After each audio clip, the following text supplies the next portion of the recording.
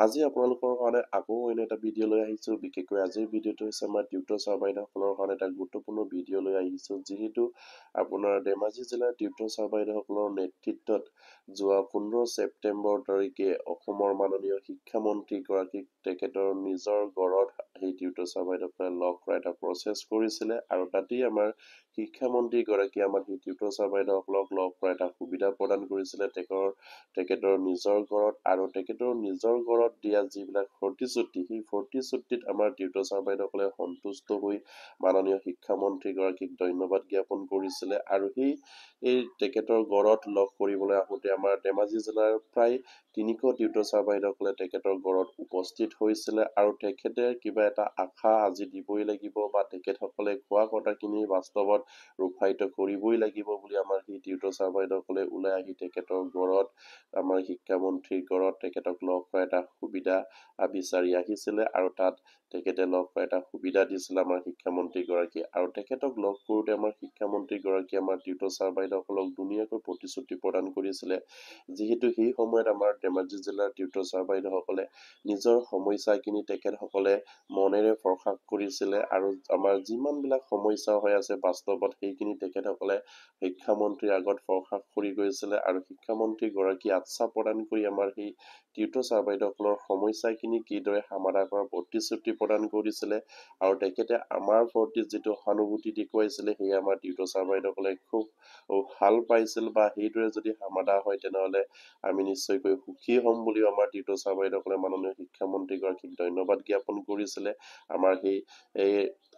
Tutor sir বাইদেউসকলে আৰু আমাৰ শিক্ষামন্ত্ৰীগৰাকীয়েও যিমান পাৰে সেইখিনি সমস্যা সমাধান কৰা হ'ব, আৰু ঠিক সেইদৰে আপোনালোকৰ কামবিলাক কৰা হ'ব বুলি প্ৰতিশ্ৰুতি প্ৰদান কৰিছিলে। আৰু ইয়াৰে কেইটামান ভিডিঅ'ৰ ফুটেজ নিশ্চয়কৈ মোৰ হাতত আছিলে, আৰু সেইখিনি মই আপোনালোকৰ লগত শ্বেয়াৰ কৰি লওঁ। তাৰ পাছত মই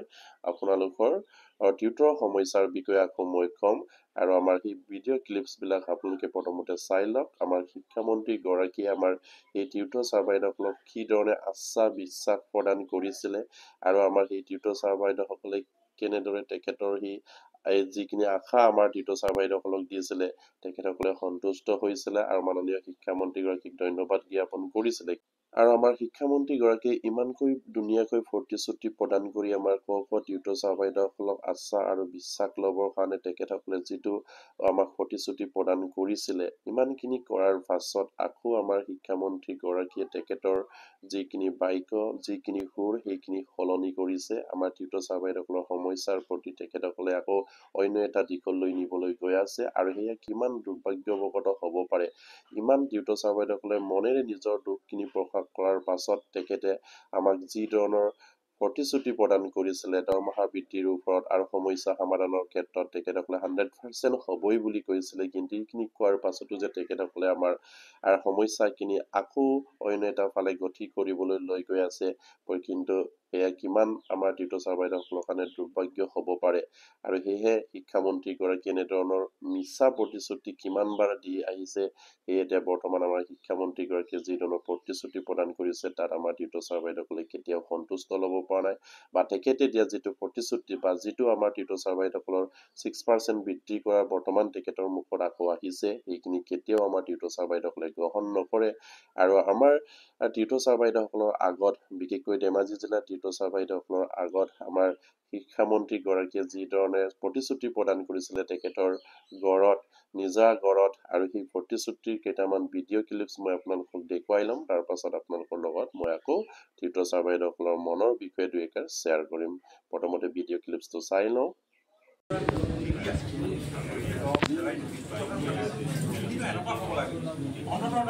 আমি কোনো এটা ল'ব পৰা হ'লেও চিষ্টেমটো ধৰি লওক তাত আমি সোমাওঁ।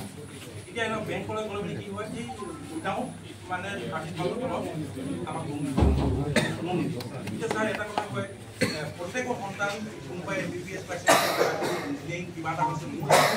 এইবাৰ মানে MBBS পালে, কিন্তু মানে তাক সামান্য যিখিনি এডমিশ্যনৰ কাৰণে যিখিনি যোগাৰ মই সেইখিনি কৰিব পৰা। বেংকলৈ গ'লে ইতিমধ্যে মোক 7 লাখ নিদিয়ে। তেতিয়াহ'লে মই এটা কথা কৈছোঁ ছাৰ, মই জীয়াই থকা কিবা লাভ আছে জানো? বৃত্তি হিচাপে যদিহে মই পুত্ৰক সামান্যতম কিবা এটা মই বিনিয়োগ কৰিব নোৱাৰোঁ, তেতিয়াহ'লে মই জীয়াই থকা লাভ নাই। গতিকে অতি লক্ষিত কথা ছাৰ, এই নহ'লেও আপুনি এজন জনদৰদী আমাক প্ৰাণৰ, গতিকে আপুনি বিশেষকৈ গুৰু বিষয় হিচাপে আমাক এনেকুৱা চিন্তা কৰক আমি আসলে আমি হাঁহিবলৈতো বাদেই দিলোঁ মিনিমাম একো নহ'লেও সামান্যতম আমাৰ যাতে এই যিটো সন্মান সেইটো সন্মান যাতে আমি লয় এখন বেছ স্কুলত কি হয় তাত ক'তো আহি 1 লাখ টকাৰ দৰমহা পায় 10,000 টকাৰ 12,000 টকাৰ দৰমহা পাই লগত কাম যে থাকিবলগীয়া হয় যিটো থ্ৰেটেনিং পাবলগীয়া হয় আমি স্কুললৈ যাওঁতে মটৰচাইকেল এখন ৰাস্তাত বেকাকৈ চাবলগীয়া হয় তেলটো আছেনে নাই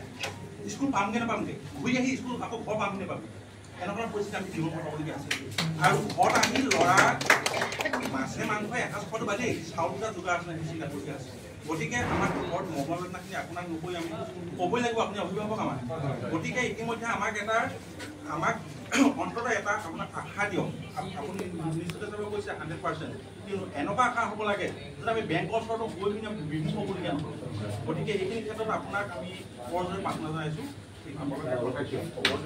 হয় ছাৰ আপোনালোকে এইটো কওক ভিত্তিক শিক্ষকৰ সকলো সা সুবিধা আমাক ছাৰ সেইটোৱে ক'বলৈ গৈ আছে আৰু এই দীঘলীয়া ভাষণ দিয়াৰ কোনো প্ৰয়োজন নাই মই আপোনালোকৰ চিধা চিধিকে কওক কণ্টেক্সুৱেল টিচাৰে যিখিনি সুবিধা পায়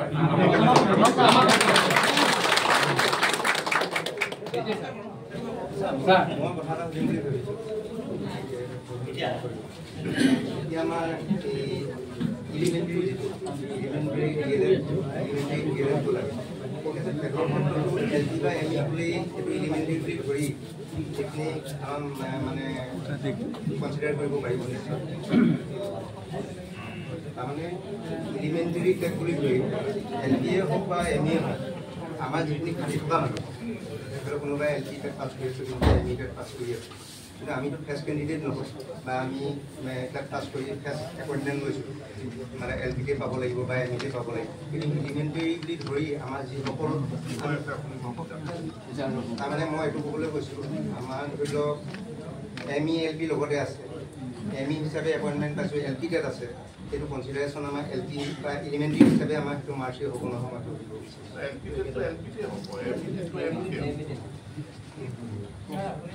ছাৰ নমস্কাৰ তাৰে আজি আমাক ইমান এটা কথা মই খোলা কৈছে যুগৰ পৰিৱৰ্তন হয় কেতিয়াবা কেতিয়াবা সপোনৰো পৰিৱৰ্তন হঠাৎ এখন দেশ বেলেগ দেশে আক্ৰমণ কৰে বেলেগ দেশে দখল কৰি লয় আইন কানুন বদলি আমিও সুখী নহয় এই যিখন ৰাইট টু এডুকেশ্যন এক্ট আহিলে মই আজি কিবা কৰিছোঁ মই ৰাইট টু এডুকেশ্যন এক্টৰ সকলো কথা মই একেবাৰে কাৰেক্ট বুলি মানে মই কৈছোঁ এইখনৰ সংশোধনীৰ কি কৰিব এখন ভাৰত চৰকাৰৰ মই উলংঘা কৰিব নোৱাৰো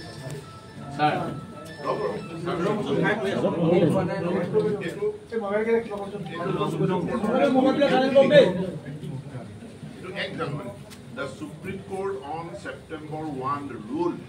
that the teachers' eligibility test is a mandatory requirement to continue in teaching service or to seek promotion. The teacher that night they will promotion.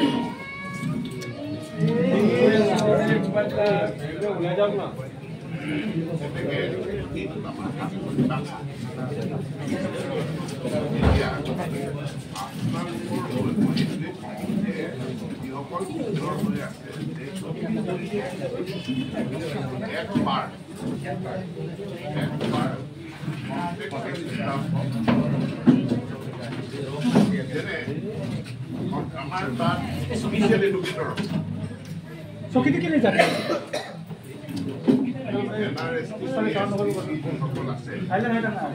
Special educator. আগতে ভলন্টিয়াৰ আছে এডুকেশ্যন ভলন্টিয়াৰ আছে তো এডুকেশ্যন ভলন্টিয়াৰ মানে কি শিকায় টিউটৰো কি শিকায় গতিকে এক পাৰ কৰি পেলাই তেওঁলোকৰ দৰমহাটো পৰিয়ালটো পৰা দৰমহা এটা দিব লাগে আৰু আনুষংগিক যিখিনি আমি কাম যেনে পেঞ্চনটো নাপায় নাপায় ঠিক আছে এতিয়া আপোনালোকৰ তাত যিখিনি এতিয়া এছএছৰ টিচাৰ এজন যদি হঠাৎ ক'ৰবাত এক্সিডেণ্ট হৈ ঢুকায় তেওঁৰ পৰিয়ালটোৱে টকা পায় টিউটৰে কিন্তু নাপায় যদি নিতান্তই টিউটৰ হৈয়ে থাকিব লাগে কন্ট্ৰেক্টুৱেল এছ'চিয়েট ষ্টাফক যিখিনি সুবিধা দিছে সেইখিনি সুবিধা আমাক এতিয়া তেওঁলোকৰ কাৰণে আমি যিটো মুখ্যমন্ত্ৰী যিটো আৰোগ্য নীতি অৰ্থাৎ মেডিকেল বেনিফিটটো আমি দিব লাগিব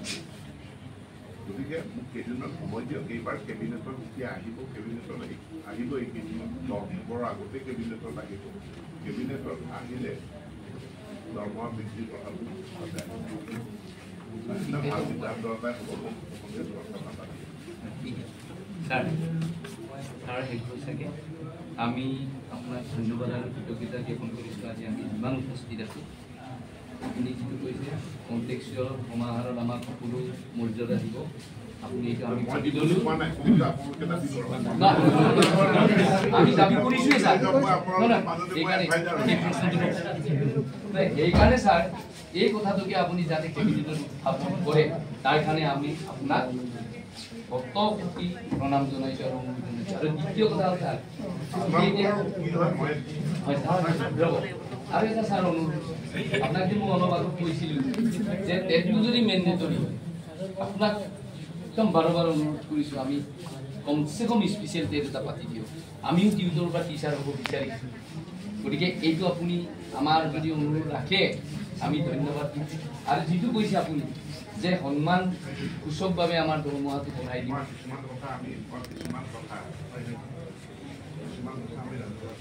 নকওঁ ছাৰ সেইকাৰণে মই কৈছোঁ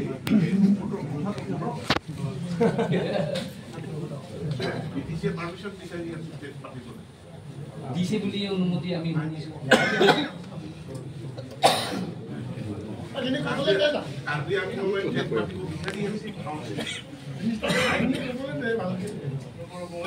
আসাম টেটটো বন্ধ হ'ল কিয় বন্ধ হ'ল আসাম টেটটো যে বন্ধ হৈ গ'ল কিয় বন্ধ হয় আইনত লিখা আছে ষ্টেটে টেট পাতিব পাৰে কিন্তু আমাৰ ওপৰত আমি যে মাজত স্পেচিয়েল টেট পাতিলোঁ সেইটোক লৈ পেলাই আমাক বহুত অপ্ৰাৰ্থনা কৰিছে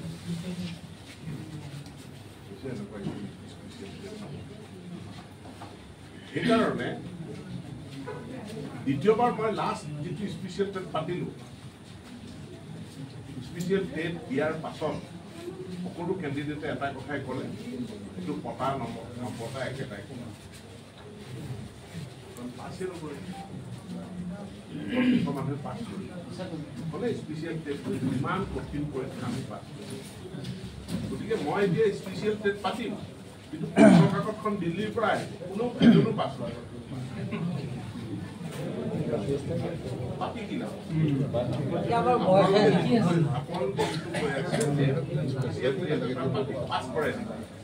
তাতো মোৰ হাত কৰিব আমি কি প্ৰশ্ন কাকত কাটিছোঁ কেনেকে পৰীক্ষা পাতিছোঁ সেইটো এনচিপি আছে গতিকে এতিয়া দৰমহাটো বঢ়াই যোৱাৰ ব্যৱস্থাটো সকলোৱে লাগি প্লাছ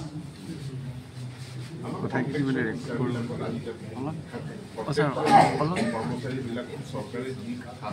কথাটো ৰেকৰ্ড কৰোঁ সেই সা সুবিধাখিনি আমাক আজি মই কেইটামান কথা কৈ দিওঁ আপোনালোকৰ মানে আপোনালোকক ক'ব জানা আপোনালোকক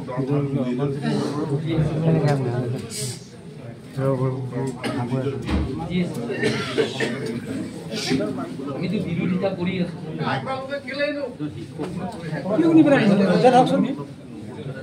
আপোনালোকে ক'ব লাগে যে আমাক ৱেজত নহয় ৱেজ মানে কি হাজিৰা আমাক হাজিৰাত নহয় আমাক ঠিকা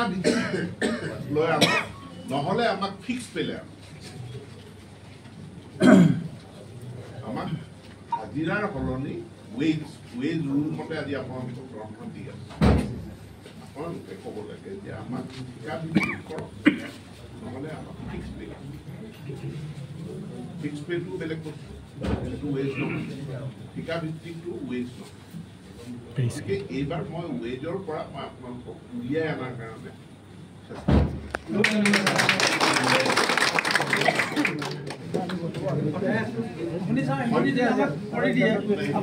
প্ৰত্যেক মুহূৰ্ততে থাকিম মই ইমান পৰ্যন্ত কৈছোঁ দৰমহাৰ পৰিমাণটো যিমানেই দিয়ে নহয়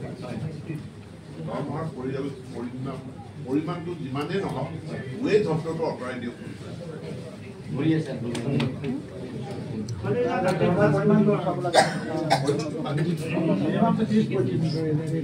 আমি সেইকাৰণে মই এইবোৰ কথা ক'ব বিচাৰিছোঁ ছাৰ সন্মান বঢ়াই দিম সন্মানভাৱে দিয়া সন্মান সন্তোষজনকভাৱে দিব গতিকে আমি ভাবিছোঁ ছাৰ 40ৰ পৰা 50ৰ ভিতৰত হ'ব বুলি আমি আশা কৰিছোঁ আমি আশাবাদী ধন্যবাদ জানে ময়ো জানো গতিকে মই সেইখিনি কথা ৰিচিভ কৰি নকওঁ এক নম্বৰ কথাটো হ'ল DLED 18মহীয়া DLED 2 বছৰীয়া DLED দুয়োটাই DLED হিচাপে ইন চাৰ্ভিচ টিচাৰৰ কাৰণে ইন চাৰ্ভিচ টিচাৰৰ কাৰণে DLEDৰ কোনো পাৰ্থক্য নাই গতিকে DLEDটো দ্বিতীয় কথাটো হ'ল টেট এতিয়া গভৰ্ণমেণ্ট এখনে সিদ্ধান্ত লোৱাৰ যিটো প্ৰক্ৰিয়া এই সিদ্ধান্ত লোৱাৰ প্ৰক্ৰিয়াত এটা ডিপাৰ্টমেণ্টে ইণ্ডিপেণ্ডেণ্টলি কোনো সিদ্ধান্ত ল'ব নোৱাৰে আমি যেতিয়া কেবিনেটত সিদ্ধান্ত কিবা লৈ যাওঁ তাৰ আগতে আমি ল department judicial department personal department finance department এইখিনি অনুমোদন নহ'লে আমি কেবিনেটলৈ যাবই আৰু তাতে NCTৰ নৰ্মছটো এক্টত লিখা মই এবাৰ আলোচনা কৰিছোঁ মুখ্যমন্ত্ৰীক মই জনাইছোঁ যিহেতু আমি কেবিনেটে কিবা সিদ্ধান্ত ল'ব পাৰোঁ নেকি ইয়াক কৈছে যে আমাৰখন হ'ল ছাবঅৰ্ডিনেট পাৰ্লিয়ামেণ্টৰ আইনখন আমাতকৈ ওপৰৰ আইন গতিকে সেইখন আপুনি ভায়লেট কৰিব নোৱাৰোঁ যদি নোৱাৰোঁ আমি তেতিয়াহ'লে তাৰ বিকল্পটো আছে যে তেওঁলোক ঠিক আছে টিউটৰে হৈ থাকক কিন্তু তেওঁলোকৰ দৰমহাটো অলপ সন্মানজনক দৰমহা এটা কৰক যিসকলক আমি আপগ্ৰেড কৰিব পাৰোঁ যাৰ টেট DLED হৈ আছে সেই টেট DLED যিসকল হৈ আছে তেওঁলোকক আমি আপগ্ৰেড কৰিম কিন্তু যিসকল টিউটৰ হৈ আছে টিউটৰসকলৰ দৰমহা বৃদ্ধিৰ কথাটো আলোচনা কৰিছে আৰু মই তেখেতৰ পৰা আপোনালোকলৈ মই ফোন মাৰি আছিলোঁ মই ছেক্ৰেটেৰীলৈ ফোন মাৰি আছিলোঁ যে মোৰ কেব মেম'খন ক'ত আছে আৰু এই কেব মেম'খন এইকেইদিনৰ ভিতৰতে চূড়ান্ত পৰ্যায়ে পাইছেহি এইকেইদিনতে এখন কেবিনেটত আহিব এবাৰ এখন কুৱেৰি হৈ পেলাই ঘূৰি গৈছে গতিকে আকৌ এখন কেবিনেট কেব মেম'খন ইয়াত আহিব দৰমহা বাধাটো 100% ইমান বাঢ়িব এই কেবিনেটৰ মিটিংখন নোহোৱালৈকে মই আগতীয়াকৈ ইমান পঢ়াব আৰু মই আপোনালোকৰ পক্ষতে মই বেছিকৈ কওঁ যে আপোনালোকৰ মোবাইলবিলাক অন হৈ আছে গতিকে মোৰ মুখৰ পৰা এতিয়া শব্দবিলাক নোলায় আপোনালোকে নিশ্চয় শুনিলে আমাৰ শিক্ষামন্ত্ৰীগৰাকীয়ে ধুনীয়াকৈ আমাক কিদৰে প্ৰতিশ্ৰুতি প্ৰদান কৰিছিলে আৰু আমাৰ টিউটৰ ছাৰ বাইদেউসকলে তাতেই সন্তুষ্ট হৈ আছিলে আৰু সেইখিনি কৰিলেও টিউটৰ ছাৰ বাইদেউসকলৰ কাৰণে যথেষ্ট হ'ব বুলি তেখেতসকলে ভাবিছিলে কাৰণ যিটো সময়ত তেখেতসকলে সামান্য এটা ফাৰি টুকি লৈ কাম কৰিবলগীয়া হৈ আছে আৰু সেই সময়টোত যদি আমাৰ শিক্ষামন্ত্ৰীগৰাকীয়ে তেখেতে দিয়া প্ৰতিশ্ৰুতিবিলাক যদি ৰক্ষা কৰিলেহেঁতেন তেনেহ'লে হাজাৰ হাজাৰ টিউটৰ ছাৰ বাইদেউসকলৰ মনত শান্তি লাভ কৰিলেহেঁতেন আৰু আমাৰ সেই শিক্ষামন্ত্ৰীগৰাকীয়ে যিধৰণে প্ৰতিশ্ৰুতি প্ৰদান কৰিছিলে তাতে আমাৰ সেই টিউটৰ ছাৰ বাইদেউসকলে আশাৰে বাট চাই আছিলে কিন্তু তেখেতৰ গড়ৰ ভিতৰত তেখেতৰ নিজৰ সমষ্টিৰ মানুহৰ আগত তেনেকৈ প্ৰতিশ্ৰুতি দি প্ৰতিশ্ৰুতি ৰক্ষা নকৰিব বুলি আমাৰ টিউটৰ ছাৰ বাইদেউসকলে কেতিয়াও ভবা নাছিল আৰু এতিয়া ক'বলৈ বাধ্য হৈছে টিউটৰ ছাৰ বাইদেউসকলে আমাৰ সেইজন শিক্ষামন্ত্ৰী গৰাকী মিছলীয়া তেখেতে বাৰম্বাৰকৈ আমাৰ টিউটৰ ছাৰ বাইদেউসকলৰ সন্তানৰ লগত আলোচনা কৰিও বা নিজৰ সমষ্টিৰ মানুহৰ লগত কথা দিও তেখেতসকলে ৰাখিব নোৱাৰে যদিহে তেখেতসকলে সেই কথা ৰাখিব নোৱাৰে তেনেহ'লে প্ৰতিশ্ৰুতি প্ৰদান কৰিব নালাগিছিলে আমাৰ টিউটৰ ছাৰ বাইদেউসকলে তেতিয়া নিশ্চয়কৈ আশা কৰি নাথাকিলেহেঁতেন আকৌ এতিয়া আমাৰ কেন্দ্ৰীয় কমিটিৰ বিষয়ববীয়াসকলক আমাৰ শিক্ষামন্ত্ৰীগৰাকীয়ে মাতি নি আকৌ তেখেতসকলৰ যিখিনি বাক্য যিখিনি প্ৰতিশ্ৰুতি সেইখিনি হৈ নপালে গতি কৰিছে যোৱা 15 অক্টোবৰ তাৰিখে শিক্ষামন্ত্ৰীগৰাকীৰ আমন্ত্ৰণ মৰ্মে আমাৰ টিউটৰ ছাৰ বাইদেউসকল আৰু শিক্ষামন্ত্ৰীৰ লগত আলোচনা হৈছিল আৰু সেই আলোচনাত কেন্দ্ৰীয় কমিটিয়ে নিশ্চয়কৈ আমাৰ টিউটৰ ছাৰ বাইদেউসকলক জনাইছেগে যে আমাৰ শিক্ষামন্ত্ৰীগৰাকীৰ বাক্য সলনি হৈছে তেখেতে আকৌ 6% বৃদ্ধি কৰিব কিন্তু কিমানৰ ওপৰত বৃদ্ধি কৰিব সেইটো হুদুতে তেখেতে কৈছে বৰ্তমান যিখিনি দৰমহা পাই আছে তাৰ ওপৰত সেইখিনি 6% বৃদ্ধি কৰিব যদি সেইমতে বৃদ্ধি হয় তেনেহলে টিউটৰ ছাৰ বাইদেউসকলৰ থকা 1000 টকাও বৃদ্ধি নহয় 720 টকা বৃদ্ধি হ'ব এয়া কেতিয়াও ন্যায় হ'ব নোৱাৰে এয়া অন্যায় বুলি ক'ব লাগিব কাৰণ ইমান হাজাৰ টিউটৰ ছাৰ বাইদেউসকলে ইমানকৈ অনুৰোধ কৰাৰ পাছত আজি 5 বছৰ হ'বলৈ গৈ আছে সেই 5 বছৰত অসমৰ ইমানখিনি আমাৰ ফুলজাৰি মাৰি থকা মুখ্যমন্ত্ৰীগৰাকীয়ে সদায় কয় জনসাধাৰণৰ হিতাৰ্থে কাম কৰি গৈছো বুলি কিন্তু এছামৰ কাৰণে কৰিছে কিন্তু আন এছামক মৃত্যু মুখলৈ ঠেলি নিছে আৰু সেইখন চৰকাৰে কি ভিত্তিত টিউটৰ সজালে সেয়াও এটা ৰহস্য হয়তো আমি এতিয়া ক'বলৈ বাধ্য হৈছো এজন শিক্ষকৰ দৰমহা 3 জনক বগাই দি আমাৰ সেই মুখ্যমন্ত্ৰীগৰাকী তেতিয়াৰ শিক্ষামন্ত্ৰী হৈ থাকোতে তেখেতসকলক টিউটৰ সজালে সেয়া কেতিয়াও গ্ৰহণযোগ্য নহয় সেই টিউটৰ ছাৰ বাইদেউসকলক দিয়া যিখিনি অন্যায় সেই অন্যায় নিশ্চয়কৈ এদিন সেইখন চৰকাৰে ভুগিব লাগিব বুলি এতিয়া টিউটৰ ছাৰ বাইদেউসকলে ক'বলৈ বাধ্য হৈছে কাৰণ ইমানখিনি আন্দোলন কৰাৰ পাছতো ইমানখিনি তেখেতসকলক অনুৰোধ কৰাৰ পাছতো তেখেতসকলৰ ভিতৰৰ হৃদয়খিনি এতিয়াও গলিবলৈ সময় আছেনে কাৰণ ইমানখিনি খান্দন কৰাৰ পাছতো ইমানজন টিউটৰ ছাৰ বাইদেউসকলে তেখেতসকলে প্ৰতিটো প্ৰতিবাদী থলীত তেখেতসকলৰ সমস্যাখিনি তেখেতসকলে যি ধৰণে প্ৰকাশ কৰে দুখ মনেৰে সেইখিনি যদি চালেই গম পোৱা যায় সেই মানুহবিলাক কিমান কষ্টত থাকিলে তেখেতসকলে এই ধৰণে আন্দোলন কৰিবলৈ আহিবলগীয়া হয় একোখন বিদ্যালয়ত বহুতো খাইটাৰ শিক্ষক আছে হয়তো টিউটৰ আছে কন্টেক্সুৱেল আছে ফিক্স পে আছে হয়তো ৰেগুলাৰ শিক্ষক আছে কেনেকৈ এনেদৰে যদি এখন বিদ্যালয়ত ইমানবিলাক খাইট্ৰিয়া টকা স্কুলবিলাকত কেনেকৈ আপোনাৰ সুস্থ মগজেৰে সেই বিদ্যালয়ৰ ছাত্ৰ ছাত্ৰীসকলক পাঠদান কৰিব পাৰিব বা এখন ৰাজ্যৰ শিক্ষা বিভাগ কেনেকৈ ডেভেলপ হ'ব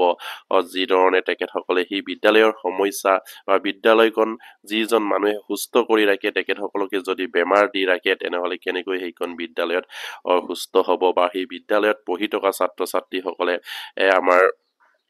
যিখিনি সম্পূৰ্ণ পাঠদান পাব লাগে আমাৰ সেই শিক্ষক কৰ্মচাৰীসকলৰ পৰা সেই শিক্ষক কৰ্মচাৰীসকলে সুস্থ মগজেৰে কেনেকৈ সেই ছাত্ৰ ছাত্ৰীসকলক পাঠদান দিব পাৰিব সেয়া অসম চৰকাৰে এবাৰ বিবেচনা কৰিব লাগে কাৰণ যিখন বিদ্যালয়ত বহুত খাইট্ৰিয়া টকা শিক্ষক থাকে কেৱল ৰেগুলাৰ শিক্ষকজনে সেইখিনি সুস্থ মগজেৰে হয়তো কাম কৰিবলৈ বা পাঠদান কৰিবলৈ তেখেতে হয়তো বিচাৰিব কাৰণ তেখেতৰ কোনো চিন্তা নাই তেখেতৰ পৰিয়ালৰ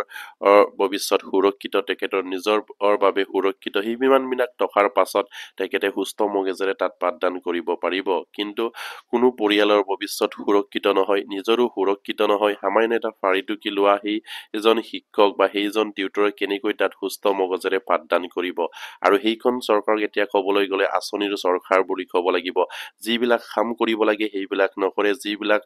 কৰিব নালাগে সেইবিলাক কাম কৰি আছে মানুহে যিবিলাক খৰি খাব লাগে সেইখিনি তেখেতসকলে বৰ্তমান খৰি খাব নালাগে বুলি কৈ তেখেতসকলে আঁচনি প্ৰস্তুত কৰি সেই সকল মানুহক তেখেতসকলে ফ্ৰীত দৰমহা দিব পাৰে ফ্ৰীত তেখেতসকলে টকা দিব পাৰে কিন্তু যিসকল কষ্ট কৰি যিসকলে অসম চৰকাৰৰ কাম কৰি আছে সেই সকলৰ কথা কিন্তু চিন্তা নকৰে বা চিন্তা কৰিবলৈ সময় নহয় তেখেতসকলৰ বিষয়ববীয়াৰ লগত আলোচনা কৰি পজিটিভলি সেই সমস্যা সমাধান কৰা এটা গতি উলিয়াব নোৱাৰে আৰু যিমানবিলাক আমাৰ টিউটৰ ছাৰ বাইদেউসকলে আন্দোলন কৰিলে বা আমাৰ শিক্ষামন্ত্ৰীৰ লগত আলোচনাত হ'ল এইবিলাক কেৱল এটা মিছা আলোচনা আছিলে বুলি ক'ব লাগিব এইবিলাক কেৱল এটা মিছা প্ৰতিশ্ৰুতি এজন মিছলীয়া শিক্ষামন্ত্ৰীৰ মিছলীয়া প্ৰতিশ্ৰুতি বুলি তেখেতসকলে ক'বলৈ বাধ্য হৈছে তেখেতসকলে কিয় ক'বলৈ বাধ্য হৈছে সেয়াও তেখেতসকলে হয়তো গম পাব লাগে যদি হৃদয় আছে ইমানখিনি প্ৰতিশ্ৰুতি দিয়াৰ পাছত ইমানখিনি লগ কৰি তেখেতক অনুৰোধ কৰাৰ পাছত নিজৰ মনৰ দুখৰ কথাখিনি প্ৰকাশ কৰাৰ পাছত আমাৰ সেইজন মন্ত্ৰীয়ে নিজৰ হৃদয় হিচাপে বা নিজৰ সমষ্টিৰ মানুহ হিচাপে বা নিজৰ ৰাইজৰ মানুহ হিচাপে তেখেতৰ হৃদয় গলিব লাগিছিলে কিন্তু তেখেতৰ যেন হৃদয় নহয় আৰু তেখেতে যেন সেইবিলাক বুজি পাবলৈ তেখেতৰ সময় নাই বা তেখেতে ক'লে যি খাই আছে যি ধৰণে পাই আছে সেইমতেই পাই থাকক তেখেতসকলক কিয় উদ্ধাৰ কৰিম এনেধৰণৰ জিদি মনোভাৱ লৈ যদি এখন বিভাগ চলাই থাকে তেনেহলে কেতিয়াও সেই বিভাগৰ সমস্যা সমাধান নহয় আৰু সেইজন শিক্ষা শিক্ষামন্ত্ৰীগৰাকীক আমাৰ নিজৰ সমষ্টিৰ মানুহে এতিয়া ক'বলৈ বাধ্য হৈছে সেইজন মিছলীয়া তেখেতসকলৰো সময় আহি আছে যিহেতু সময় সকলোকে খাৰি লৈ যায় আৰু সেই সময় নিশ্চয়কৈ তেখেতসকলকো এদিন নহ'লে এদিন তেখেতৰ যিখিনি জিডি বা সেইখিনিৰ পৰা খাৰিব সেইখিনি নিশ্চয়কৈ টিউটৰ ছাৰ বাইদেউসকলে আশাৰে বাট চাই আছে তেখেতসকলক যিধৰণে প্ৰতিশ্ৰুতি প্ৰদান কৰিছিলে সেইমতে ৰক্ষা কৰিব নোৱাৰিলে আৰু তেখেতকক যদি ৰক্ষা কৰিব নোৱাৰে তেনেহ'লে প্ৰতিশ্ৰুতি দিব নালাগে বুলি আমাৰ সেই টিউটৰ ছাৰ বাইদেউসকলে বাৰম্বাৰকৈ অনুৰোধ কৰি আহিছে কাৰণ সেই দুৰ্ভাগ্য টিউটৰ ছাৰ বাইদেউসকলে কি কৰিব তেখেতসকলক যে মাননীয় মুখ্যমন্ত্ৰীয়ে লখ নিদিয়ে সেইবাবে তেখেতসকলে শিক্ষামন্ত্ৰীগৰাকীক বাৰম্বাৰকৈ লখ কৰি নিজৰ সমস্যাখিনি অৱগত কৰি আহিছে ঠিক তেনেকৈ শিক্ষামন্ত্ৰীগৰাকীয়েও মিছা প্ৰতিশ্ৰুতি দি আহিছে আপোনালোকে লক্ষ্য কৰিব ইমানখিনি আন্দোলন কৰাৰ পাছত ইমানখিনি তেখেতৰ লগত আলোচনা কৰাৰ পাছত তেখেতে এতিয়ালৈকে কোনো এটা সমাধানৰ পথ বা গতি উলিয়াব নোৱাৰিলে আমাৰ শিক্ষামন্ত্ৰীগৰাকীয়ে তেখেতে কি বিভাগ চলাই আছে তেখেতে গম পাব কিন্তু তেখেতৰ বিভাগৰ সমস্যাবিলাক যে আছে টিউটৰ সমস্যাটো যে তেখেতৰে বিভাগৰ হয় সেইখিনি তেখেতসকলে চাব লাগিছিলে সেই মানুহবিলাক সঁচাকে আমি কেনেকৈ কটুৱাই আছো তেখেতসকলৰ পৰিয়াল আছে নে নাই সেয়ে তেখেতসকলে এবাৰো চিন্তা নকৰিলে বা তেখেতসকলৰ প্ৰতিশ্ৰুতি প্ৰদান কৰি প্ৰতিশ্ৰুতিৰ ওপৰত প্ৰতিশ্ৰুতি দি আহিছে কিন্তু কোনো এটা কাম নহয় আকৌ তেখেতসকলৰ চৰকাৰৰ যিখিনি এই সময় যিখিনি চৰকাৰ আপোনাৰ এতিয়া আকৌ ইলেকশ্যন হ'বলৈ গৈ আছে আকৌ নতুনকৈ কিবা এটা প্ৰতিশ্ৰুতি দিব আকৌ টিউটৰ ছাৰ বাইদেউসকলক মিছা প্ৰতিশ্ৰুতি দিব সেয়া কেতিয়াও হ'ব নোৱাৰে আমাৰ টিউটৰ ছাৰ বাইদেউসকলে বাগৰি পৰিছে আপোনাৰ প্ৰতিশ্ৰুতি শুনি সেয়া কেতিয়াও এতিয়া হ'ব নিদিয়ে বুলি হয়তো টিউটৰ ছাৰ বাইদেউসকলে নিজৰ মনত তেখেতসকলে স্থিৰ কৰি ৰাখিছে যিধৰণে তেখেতসকলে প্ৰতিশ্ৰুতি দিলে হ'ব আৰু প্ৰতিশ্ৰুতি নালাগে আৰু সেইবাবে তেখেতসকলে এটা তীব্ৰভাৱে গণতান্ত্ৰিকভাৱে আন্দোলন কৰিবলৈ হয়তো সিদ্ধান্ত ল'ব যিহেতু তেখেতসকলে গণতান্ত্ৰিক দেশৰ গণতান্ত্ৰিক ৰাজ্য এখনত তেখেতসকলে বসবাস কৰি আছে তেখেতসকলৰ সম্পূৰ্ণৰূপে তেখেতসকলৰ সেইখিনি সমস্যাৰ প্ৰতি সজাগ হোৱাৰ অধিকাৰ আছে মাত মতাৰ অধিকাৰ আছে আৰু সেই মাত মতাৰ অধিকাৰো তেখেতসকলে কেতিয়াবা হয়তো খাৰিব বিচাৰে কিয় আন্দোলন কৰিব আমি সকলোৰে সমস্যা সমাধান কৰি আছো সেই ধৰণৰ প্ৰতিশ্ৰুতি প্ৰদান কৰে কিন্তু নকৰে তেখেতসকলৰ মুখতে সেই প্ৰতিশ্ৰুতিবিলাক সীমাবদ্ধ হৈ থাকে আৰু অসমৰ জনসাধাৰণে নিশ্চয়কৈ এতিয়াও গম পোৱা নাই সেই টিউটৰ ছাৰ বাইদেউসকলক কিমান টকাৰে তেখেতসকলক ফাৰিটুকি দি তেখেতসকলক আপোনাৰ কামত কটুৱাই আছে যদি অসমৰ জনসাধাৰণে সঁচাকেও যদি গম পায় অসম চৰকাৰৰ মিথ্যাচাৰ তেতিয়াহ'লে নিশ্চয়কৈ সেইখন চৰকাৰক অসম চৰকাৰে নিশ্চয়কৈ জবাব দিব সেয়া তেখেতসকলেও সজাগ হ'ব লাগে আৰু আমাৰ মুখ্যমন্ত্ৰীগৰাকীয়ে বাৰম্বাৰকৈ প্ৰতিশ্ৰুতি প্ৰদান কৰিছিলে নিশ্চয়কৈ আপোনালোকে জ্ঞাত আমাৰ পঞ্চায়ত নিৰ্বাচন যিবিলাক প্ৰচাৰ সভা আছিলে সেই সভাবিলাকত আমাৰ মুখ্যমন্ত্ৰীগৰাকীয়ে নিজেই কৈছিলে 1 অক্টোবৰৰ পৰা আপোনালোকৰ দৰমহা বৃদ্ধি হ'ব কিমানখিনি দৰমহা বৃদ্ধি হ'ব সন্তোষজনকভাৱে দৰমহা বৃদ্ধি হ'ব বুলি তেখেতসকলে চিঞৰি কৈছিলে যিমান পাৰে টিউটৰ ছাৰ বাইদেউসকলৰ সমস্যা সমাধান কৰা হ'ব দৰমহা বৃদ্ধি কৰা হ'ব বিভিন্ন ছচিয়েল মিডিয়াৰ আগত নিউজ পৰ্টেলৰ আগত নিউজৰ আগত তেখেতসকলে সেইখিনি কথা কৈছিলে আৰু আমাৰ শিক্ষামন্ত্ৰীগৰাকীও ঠিক তেনেকৈ কৈ আহিছিলে কিন্তু সেইবিলাক কি হ'ল আজি আপোনাৰ যিহেতু আপোনাৰ 20 অক্টোবৰ পালহি কিন্তু আজিলৈকে কোনো এটা অৰ্ডাৰ নোলালে অসম চৰকাৰৰ পৰা টিউটৰ উদ্ধাৰৰ হকে টিউটৰ ছাৰ বাইদেউসকলৰ সমস্যাৰ প্ৰতি সজাগ হৈ দৰমহা বৃদ্ধিৰ সম্পৰ্কে তেখেতসকলে কথা দিয়াছিলে কিন্তু সেইখিনি কথাও ৰাখিব নোৱাৰিলে সেইখিনিৰো কোনো অৰ্ডাৰ নোলালে সেয়া কেনেধৰণৰ প্ৰতিশ্ৰুতি তেখেতসকলে কেৱল মানুহক প্ৰতিশ্ৰুতি দি মানুহৰ সমস্যাখিনি সমাধান কৰে নেকি প্ৰেক্টিকেলি সমাধান নকৰে নেকি সেইখন চৰকাৰে এছামক উদ্ধাৰ কৰে আন এছামক মৃত্যুমুখলৈ ঠেলি দিয়ে কি ধৰণৰ চৰকাৰ গণতান্ত্ৰিক দেশৰ গণতান্ত্ৰিক ৰাইজৰ এনেধৰণৰ চৰকাৰ হ'ব নোৱাৰে গণতান্ত্ৰিক ৰাইজৰ গণতান্ত্ৰিক চৰকাৰখন সকলোৰ হিতাৰ্থে কাম কৰিব লাগে জনসাধাৰণে কি পাইছে চৰকাৰীভাৱে যিসকলে কাম কৰিছে তেখেতসকলে চৰকাৰীভাৱে সুবিধা পাইছে নে নাই সেইখিনি তেখেতসকলে সজাগ হ'ব লাগে যদি কিছুমান কৰ্মচাৰী সমস্যা আছে সেয়া এজনেই হওক হাজাৰেই হওক লাখৰ ওপৰতেই থাকক সেইখিনি বিভাগৰ এই সমস্যা তেখেতসকলে সমাধান কৰিব লাগে এজন থাকিলেও সেই বিভাগৰ সমস্যাখিনি তেখেতৰ সমাধান কৰাৰ দায়িত্ব কিন্তু এজন থাকিলে বুলি তেখেতসকলে অৱহেলা নকৰিব নালাগে বা কম সংখ্যক আছে বুলি অৱহেলা কৰিব নালাগে কিন্তু সেই এজনৰ কাৰণে হয়তো ৰাইজে চৰকাৰৰ গতি পথ সলনি কৰি দিব পাৰে সেয়া তেখেতসকলে মনত ৰখাটো উচিত আৰু সেইখন চৰকাৰে সদায় কৈ আহে আইনক দোহাই দি আইনৰ হৈ বিপৰীতত কাম কৰিব নোৱাৰে আইনত যিখিনি আছে সেইমতে কাম হ'ব কিন্তু সেইখন আইনেই এতিয়া কৈছে সেই টিউটৰ চাৰবাইদেউসকলক সমকামৰ সমমৰ্যাদা সমকামৰ সমবেতন প্ৰদান কৰিবলৈ নিৰ্দেশ দিছে কিন্তু সেইখিনিও নকৰি তেখেতসকলে আকৌ ৰিভিউ পিটিশ্যন দিছে সেই বুলি টিউটৰ চাৰবাইদেউসকলে আপোনাৰ শিক্ষকৰ দৰে কাম নকৰে তেখেতসকলে শিক্ষকৰ সহায়ক বুলি কয় কিন্তু সেইখিনি সেই বিভাগত থকা মন্ত্ৰীগৰাকীয়ে লাজ পাব লাগে কাৰণ সেই টিউটৰ চাৰবাইদেউসকলে তেখেতসকলৰ আণ্ডাৰত একোখন বিদ্যালয় তেখেতসকলে চলাই আছে একোখন বিদ্যালয়ত তেখেতসকলে পাঠদান কৰি আছে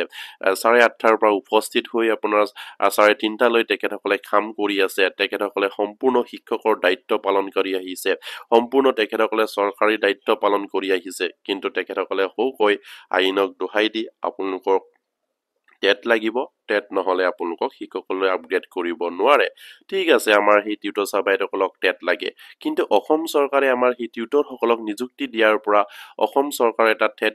পাতিছে নে নাই তেখেতসকলেওতো সেইখিনি লক্ষ্য কৰিব লাগে বা সেই টিউটৰ চাৰবাইদেউসকলৰ কাৰণে তেখেতসকলে টেট পাতিছে নে বা অসম চৰকাৰৰ টেট হৈছে নে কিয় হোৱা নাই এই টিউটৰ চাৰবাইদেউসকলক নিযুক্তি দিয়াৰে পৰা আজিলৈকে তেখেতসকলে কিয় টেট পতা নাই টিউটৰ চাৰবাইদেউসকলৰ উদ্ধাৰৰ হকে কাৰণ সেইখন চৰকাৰ বা গণতান্ত্ৰিক চৰকাৰে তেখেতৰ যদি ৰাজ্যত যদি কিবা এটা সমস্যা আছে বিভাগত সেই সমস্যাৰ কিনি সমাধান কৰিবলৈ হলে সেই সমস্যা সমাধানৰ পথ উলিয়াব লাগে যদিহে টিউটৰ চাৰবাইদেউসকলক টেট লাগি তেনেহলে কিয় টেট নাপাতিলে আজিলৈকে কিন্তু মুখতে কৈ থাকে যে আপোনালোকক সেইখিনি লাগিব তেতিয়াহে আপোনালোকৰ সমস্যা সমাধান হ'ব কিন্তু আমাৰ সেই টিউটৰ চাৰবাইদেউসকলে অনুৰোধ কৰিছিলে আপোনালোকে আমাৰ কাৰণে বিশেষ টেট পাতক বা টিউটৰৰ কাৰণে পাতক আৰু সেইখিনি আপোনাৰ সেই সমস্যাটো সমাধানৰ এটা পথ বিচাৰি উলিয়াওক বুলি কোৱাৰ পাছতো তেখেতসকলে কৈ এতিয়া টেট পতাৰ সময় নহয় টেট পাতিম আপোনালোকে ধৈৰ্য ধৰক কিন্তু ঠিক তেনেকৈ আজি 5 বছৰ উকলিলে একো এটা কাম নকৰিলে আৰু যিসকল কোৱালিফাইড হৈ আছে তেখেতসকলৰো কাম কৰা নাই এয়া কিমান দুৰ্ভাগ্যবশত হ'ব পাৰে এই ধৰণৰ চৰকাৰৰ ওপৰত আস্থা আৰু বিশ্বাস ৰাখিলে এয়া কেতিয়াও গ্ৰহণযোগ্য হোৱা নাই আৰু সেইখন চৰকাৰে যে আমাৰ কাম কৰিব হেয়াও টিউটৰ চাৰবাইদেউসকলে আশা এৰি দিছে আৰু নিশ্চয়কৈ তেখেতসকলৰো সময় আহি আছে সময়ে সকলোকে সুযোগ দিয়ে আৰু সেই সুযোগ যদি ল'ব নোৱাৰে তেনেহলে নিশ্চয়কৈ সকলোকে খাৰি লৈ যায় হয়তো আমাৰ টিউটৰ চাৰবাইদেউসকলক সদায় শিক্ষামন্ত্ৰী গৰাকীয়ে কৈ আহিছিলে যে এইটো যুগৰ অভিশাপ বুলি তেখেতে কি ধৰণে ক'ব পাৰিলে কাৰণ সেই যুগৰ অভিশাপৰ যিখিনি আপোনাৰ আইনখন সেই আইনখন তেখেতৰ চৰকাৰে সৃষ্টি কৰিছিলে যদি তেখেতৰ চৰকাৰে সেইখন অভিশাপ মুক্ত কৰিব বিচাৰে তেনেহলে এইখন আইন নিশ্চয়কৈ সংশোধনী কৰিব পাৰিলেহেঁতেন বা তেখেতসকলক যদি সেই টেটটো লাগে টেট কিয় নাপাতিলে সেইখিনি টেট পাতি তেখেতসকলক আপোনাৰ টেট দিয়াই মেলি যিসকলে উত্তীৰ্ণ হৈছে তেখেতসকলক আপগ্ৰেড কৰিব লাগিছিলে সেইখিনিও প্ৰচেছ নকৰিলে বা তেখেতসকলৰ কাৰণে কোনো টেটৰ ব্যৱস্থা নকৰিলে আকৌ আইনক দোহাই দি তেখেতসকলে কৈ থাকে আকৌ যুগৰ অভিশাপ বুলি কৈ থাকে এয়া কেনেধৰণৰ বাক্য হ'ব পাৰে আমাৰ এজন কেবিনেট মন্ত্ৰীৰ মুখৰ পৰা তেখেতসকলে চিন্তা কৰি কিছুমান হয়তো কথা ক'ব লাগিছিলে যে আমাৰ সমস্যাখিনি এই সমাধানৰ এটা সঠিক গতিপথ আপোনালোকক উলিয়াই দিম আপোনালোকে চিন্তা নকৰিব আৰু আপোনালোকৰ কাৰণে বিশেষ টেট ফাটিম আপোনালোকে টেটত উত্তীৰ্ণ হ'ব আৰু আপোনালোকক শিক্ষকলৈ আপগ্ৰেড কৰা হ'ব বুলি তেখেতসকলে নিশ্চয়কৈ এটা টেট পাতি দিব লাগিছিলে কিন্তু সেইখিনিও কৰিব নোৱাৰিলে মুখতে কৈ থাকে টেট লাগিব কিন্তু সেইখিনিও নকৰে আৰু আইনক দোহাই দি কৈ থাকে কিন্তু আইনৰ পৰাও যদি আমাৰ কাৰণে সমস্যা সমাধানৰ যদি চৰকাৰক নিৰ্দেশ দিয়ে আকৌ সেইখন চৰকাৰে সেইখন আইনৰ ওপৰত ৰিভিউ পিটিশ্যন দি সময়খিনি নষ্ট কৰি তেখেতসকলে অতিবাহিত কৰি থাকে আৰু সেই সকলোবিলাক কামৰ পৰাই টিউটৰ চাৰবাইদেউসকলে বুজি উঠিছে সেইখন চৰকাৰে সমস্যা সমাধান নকৰে তেখেতসকলে প্ৰতিশ্ৰুতি দি থাকিব পাৰে কিন্তু সমস্যা সমাধানৰ পথ বা গতি উলিয়াব নোৱাৰে আৰু উলিয়াব নিবিচাৰে সেইবাবেই তেখেতসকলে সেইখিনি আইনক দোহাই দি অযথা কিছুমান কথা কৈ থাকে আৰু যদিহে ইমানখিনি কৰিবলৈ ইচ্ছা থকা হলে 2017-18 চনৰ প্ৰাধিকৰণৰ যিখিনি আইন সেইখিনি আইন সংশোধনী কৰি আমাৰ টিউটৰ চাৰবাইদেউসকলৰ এক্সপেন্সৰ ভিত্তিত তেখেতসকলক টিউটৰ পৰা টিচাৰ আপগ্ৰেড কৰিব পাৰিলেহেঁতেন কিন্তু সেয়াও আমাৰ অসম চৰকাৰে নকৰে বা শিক্ষামন্ত্ৰীগৰাকীয়ে কৰিব পৰা তেখেতৰ হয়তো পাৱাৰ নাই বুলি ক'বলৈ বাধ্য হৈছে আমাৰ টিউটৰ চাৰবাইদেউসকলে আকৌ তেখেতসকলৰ চৰকাৰে কম্পনচেশ্যন গ্ৰাউণ্ডত কোনো ডিএলএড নথকা কোনো টেট নথকা সকলক সম্পূৰ্ণ পৰ্যায়ৰ শিক্ষকলৈ তেখেতসকলক নিযুক্তি পত্ৰ প্ৰদান কৰে কি ধৰণে তেখেতসকলে এইখন চৰকাৰ চলাই আছে আপোনালোকে নিশ্চয়কৈ এবাৰ জানি লোৱাটো ভাল কাৰণ কম্পনচেশ্যন গ্ৰাউণ্ডত যদি নিযুক্তি পায় অনুকম্পনমূলক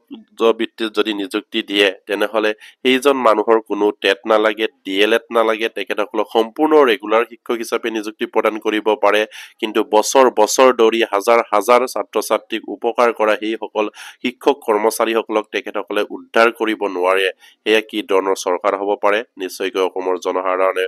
বুজি উঠিছে এতিয়া অসমৰ দল সংগঠনে বুজি উঠিছে অসমৰ বুদ্ধিজীৱীসকলে গম পাইছে আৰু নিশ্চয়কৈ সেইখন চৰকাৰৰ সময় আহি আছে আৰু নিশ্চয়কৈ টিউটৰ ছাৰ বাইদেউসকলে এতিয়া তীব্ৰভাৱে আন্দোলন আৰু প্ৰতিবাদী কাৰ্যসূচী ল'বলৈ গৈ আছে যদিহে সমস্যা সমাধান নকৰে তেনেহলে তেখেতসকলে তীব্ৰ আন্দোলন আৰু প্ৰতিবাদ কৰিব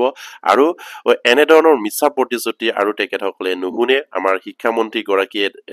এজন মিছলীয়া শিক্ষামন্ত্ৰী বুলি ক'বলৈ বাধ্য হৈছে আমাৰ টিউটৰ ছাৰ বাইদেউসকলে নিজৰ সমষ্টিৰ মানুহৰ আগত নিজৰ ঘৰৰ ভিতৰত তেখেতে মিছা প্ৰতিশ্ৰুতি প্ৰদান কৰিছিলে আৰু আগৰ ভিডিঅ'ত নিশ্চয়কৈ আপোনালোকে ভিডিঅ' ক্লিপবিলাক চালে যিদৰে তেখেতসকলে সমস্যা সমাধানৰ প্ৰতিশ্ৰুতি প্ৰদান কৰিছিলে তাত আমাৰ টিউটৰ ছাৰ বাইদেউসকলে আশাৰে বাট চাই আছিলে নিশ্চয়কৈ এইবাৰ শিক্ষামন্ত্ৰী গৰাকী কিবা এটা নহয় কিবা আমাৰ কাৰণে এটা পদ উলিয়াব কিন্তু তেখেতৰ বিভাগৰ সমস্যাখিনি সমাধান কৰিবলৈ তেখেতে গতি পদ উলিয়াব নোৱাৰে তেনেহলে তেখেতে কি ধৰণে বিভাগ চলাই আছে সেয়া ডাঙৰ এটা প্ৰশ্ন আৰু সেইবাবে টিউটৰ ছাৰ বাইদেউসকলে সেই আশাও তেখেতসকলে আজিৰ পৰা হয়তো আশা তেখেতসকলে এৰিলে যেহেতু শিক্ষামন্ত্ৰী গৰাকীয়ে যি ধৰণৰ আশা এই আশাত তেখেতসকলে সীমাবদ্ধ থাকিলে তেখেতসকলৰ কাম নহব আৰু সেইবাবে টিউটৰ ছাৰ বাইদেউসকলে মাৰ বান্ধি ওলাই আহিবলৈ এতিয়া বাধ্য হ'ব আৰু তেখেতসকলে মাৰ বান্ধি ওলাই আহিব আৰু হাজাৰ হাজাৰ টিউটৰ ছাৰ বাইদেউসকলে আন্দোলনত নামিব কিন্তু তাৰ দায়ী হ'ব অসম চৰকাৰৰ অসমৰ শিক্ষা বিভাগৰ দায়িত্বত থকা যিসকল আপোনাৰ বৰ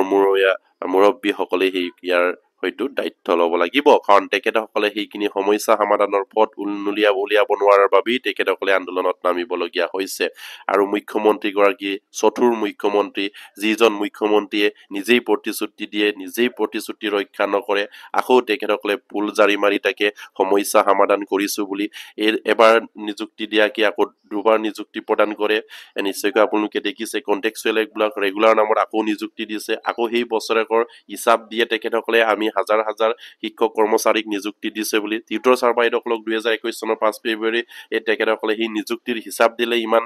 সংখ্যক নিযুক্তি দিলে বুলি টিউটৰ ছাৰ বাইদেউসকলক কাউন্টিং কৰি আকৌ টিউটৰসকলক এটা উদ্ধাৰ কৰিব যদি বিচাৰে আকৌ তেখেতসকলক শিক্ষক হিচাপে আপগ্ৰেড কৰিছো আকৌ কাউন্টিঙত আহিব এই ধৰণে এজন মানুহকে দুবাৰকৈ তেখেতসকলে নিযুক্তি প্ৰদান কৰি আহিছে আৰু সেইখন চৰকাৰ যিজনে কষ্ট কৰে সেইজনে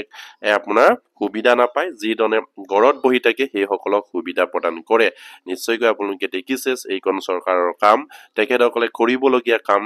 নকৰিবলগীয়া কাম কৰিছে আৰু সেইখন হৈছে মিছলীয়া চৰকাৰ বিশেষকৈ শিক্ষা বিভাগৰ শিক্ষামন্ত্ৰী গৰাকী একেবাৰে মিছলীয়া বুলি ক'বলৈ বাধ্য হৈছে টিউটৰ ছাৰ বাইদেউসকলে তেখেতৰ হয়তো হৃদয়ে নাই কাৰণ তেখেতৰ আগত কান্দি কান্দি সেইসকল টিউটৰ ছাৰ বাইদেউসকলে উদ্ধাৰ হকে এটা পথ গতি উলিয়াবৰ কাৰণে তেখেতক অনুৰোধ জনায় কিন্তু তেখেতৰ সময়তে সেই আলোচনাৰ সময়ত প্ৰতিশ্ৰুতি প্ৰদান কৰে আৰু সেই প্ৰতিশ্ৰুতি নেক্সট আলোচনাত আকৌ সেইমতে নহয়গে সেইটো আকৌ চাব লাগিব কিবা কৰিব লাগিব সেইমতেই তেখেতে পাৰ কৰি আছে কিন্তু এতিয়া আৰু নহব টিউটৰ ছাৰ বাইদেউসকলে মাৰ বান্ধি ওলাই আহিবলৈ বাধ্য হৈছে আৰু তেখেতসকলক ওলাই আহিবলৈ নিশ্চয়কৈ আমাৰ এই শিক্ষামন্ত্ৰী গৰাকীয়ে বা শিক্ষা বিভাগে তেখেতসকলক ওলাই আহিবলৈ বাধ্য কৰিছে তেখেতসকলৰ বিভাগ তেখেতসকলৰ সেই বিভাগৰ সমস্যা যদি সমাধান কৰিলেহেঁতেন তেনেহলে তেখেতসকলে কেতিয়াও আন্দোলনৰ সিদ্ধান্ত গ্ৰহণ নকৰিলেহেঁতেন সেয়েহে প্ৰতিগৰাকী টিউটৰ ছাৰ বাইদেউসকলে এতিয়া সজাগ হৈছে ওলাই আহিছে আৰু সেইখন প্ৰতিবাদী এখন হ'ব যিটো প্ৰতিবাদী তীব্ৰভাৱে হ'ব আৰু সেয়া প্ৰতিবাদী ৰুধিবলৈ হয়তো শিক্ষামন্ত্ৰী গৰাকীয়ে সাজু হৈ থাকিব লাগিব কাৰণ তেখেতে হয়তো ৰুধিবলৈ হলে এই প্ৰতিবাদীসকলক দিয়া প্ৰতিশ্ৰুতিবিলাক ৰক্ষা কৰিব লাগিব কৰি দেখুৱাব লাগিব আৰু তেখেতে দিয়া যিটো প্ৰতিশ্ৰুতি 1 অক্টোবৰৰ পৰা যিখিনি দৰমহাৰ অৰ্ডাৰ যিখিনি এই অৰ্ডাৰ এতিয়ালৈকে উলিয়াব নোৱাৰিলে সেইটো তেখেতে উলিয়াই দেখুৱাব লাগিব এই মাহতে নহলে সেই টিউটৰ ছাৰ বাইদেউসকলে তীব্ৰভাৱে আন্দোলন কৰিবলৈ সাজু আছে আৰু প্ৰতিগৰাকী টিউটৰবোৰে যাতে নেকি এইখিনি খবৰ পাই আপোনালোকে শ্বেয়াৰ কৰি দিব আৰু বিশেষকৈ আমাৰ টিউটৰ ছাৰ বাইদেউসকলক মই অনুৰোধ কৰিম আমাৰ সেই ভিডিঅ'বিলাক যাতে নেকি অসমৰ জনসাধাৰণে অসমৰ বুদ্ধিজীৱী অসমৰ দল সংগঠনে গম পায় অসমৰ শিক্ষা বিভাগ কেনেকৈ চলি আছে অসম চৰকাৰ কি ধৰণে সেইসকল মানুহক শাস্তি দি খামত কটুৱাই আছে সেইখিনি তেখেতসকলে গম পায় অসমৰ জনসাধাৰণে অসমৰ বুদ্ধিজীৱী দল সংগঠনে সেই আপোনালোকে শ্বেয়াৰ কৰি দিব বুলি আশা ৰাখিলো আৰু আজি ভিডিঅ'টি ইমানতে শেষ কৰিলো নমস্কাৰ জয় আইকম